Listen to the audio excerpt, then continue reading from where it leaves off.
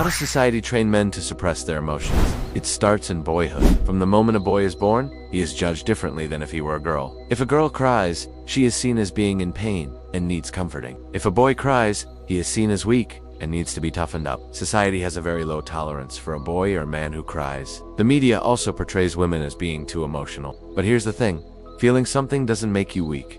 It actually makes you human. They might seem like they have everything together, but inside, they are a mess. They don't know how to process their emotions, so they just put them all in one giant box and ignore them. But that box eventually gets filled up and the lid pops off. It should be part of the health curriculum, and the media needs to stop portraying men as being emotionless. In fact, they should start portraying men who are in touch with their emotions as being more masculine, not less. You might see this as anger issues, road rage, or maybe a man who is successful in his career but has no life outside of work. Everyone feels emotions, but some people are better at controlling them because they understand what they're feeling and why. Just look at the female characters in those same movies. Both mothers and fathers need to learn how to help their children process their emotions. A mother can comfort her son when he's crying without making him feel weak. Or do we want to keep living in a world where men are afraid to show emotion? Because let me tell you something. It's not just the men who suffer when men suppress their emotions. It's everyone around them. A man who can't control his emotions ends up taking his frustrations out on the people closest to him. So we all need to work together to create a world where men feel comfortable showing their emotions. And a father can show his son how to control his emotions without suppressing them. They are either damsels in distress or they're strong and independent women who don't need a man. They have a great job, a beautiful wife and kids, a nice house,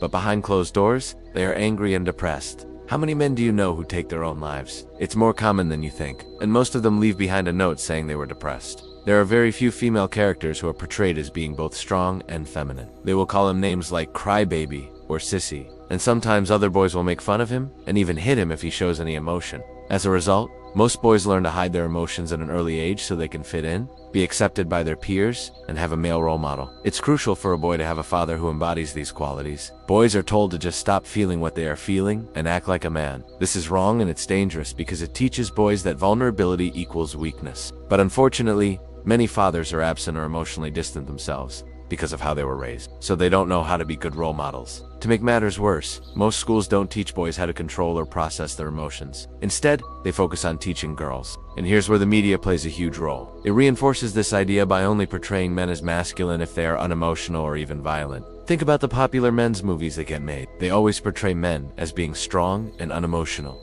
Rambo, Rocky, John Wick, Jason Bourne, the Terminator. All of these characters are extremely skilled and intelligent, but they never cry or show any emotion. Even the Marvel superheroes are like this.